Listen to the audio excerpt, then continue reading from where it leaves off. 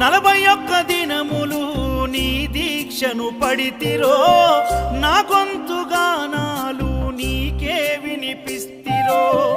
అన్ని వదిలి నేను నీ పూజలు చేస్తిరో, నన్ను నేను మరచి నీ సేవలో ఉంటిరో.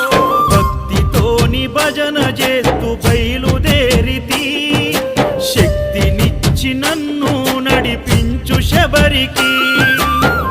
నేను అలసిపోతిని నిన్ను చూడలేనని, నీ భక్తుడైనా నే బాటసారిని. క్షణముండలేను తండ్రి నేను తల్లడిల్లిపోతి, ఈ పాదయాత్రలో నీ దరి కాననైతిని.